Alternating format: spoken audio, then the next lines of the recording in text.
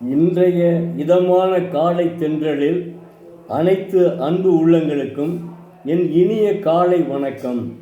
இன்று ஒரு குறள், அதிகாரம் 36, மெய் உணர்தல்.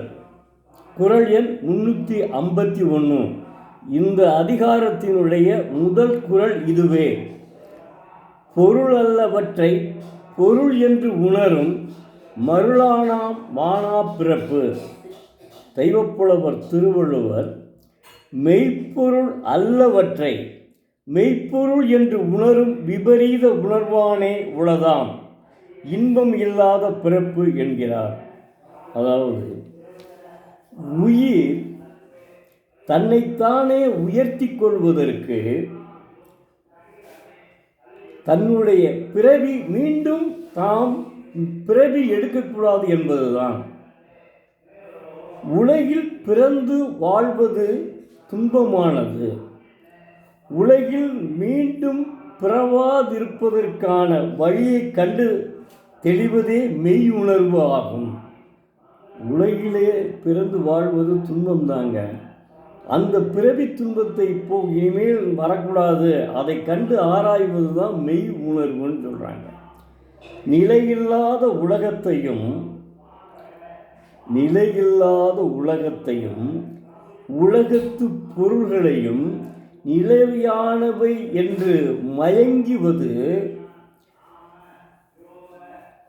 நிலையானவை என்று எண்ணி அந்த பொருள்களையே மெய்யானவை என்று நம்பி வாழ்வது மயக்க உணர்வே ஆகும்.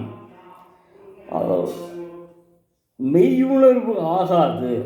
இதனால் துன்பத்திற்கே உறைவிடமான பிறப்பு தான் மீண்டும் மீண்டும் உண்டாகும். சிந்திச்சு பாருங்க. அதாவது மெய் உணர்வுனா என்னன்னா, அடுத்து நமக்கு இனிமேல் பிறவி துன்பம் வரக்கூடாது என்று கண்டறியக்கூடிய வழியை ஆராய்ந்து கண்டறிந்து அதன்படி நடத்ததான் மெய் உணர்வு அப்படின்னு தெய்வப்புலவர் திருவள்ளுவர் உணர்த்துகிறார். அதன்படி வாழ்வோம். அதாவது பிறவி துன்பம், பிறவினா இது மனித பிறவி மட்டும் கிடையாது, எல்லா பிறவியிலும் உள்ள உலகத்தில் உள்ள ஒரு அறிவிலிருந்து 6 அறிவு வரை எல்லாமே பிறவிகள் தான்.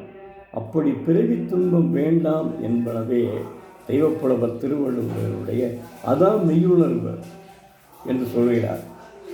மாணவ செல்வங்களே, தினந்தோறும் ஒரு குறளை படியுங்கள், அதன்படி நடங்கள். தங்களுடைய வாழ்க்கை முன்னேற்றம் அடையும். வாழ்வில் முன்னேற்றம் அடைவீர்கள், உங்களுடைய எண்ணங்களும் முன்னேற்றம் அடையும். அதனால் தமிழகம் பழைய பண்பாட்டிற்கு வரும்.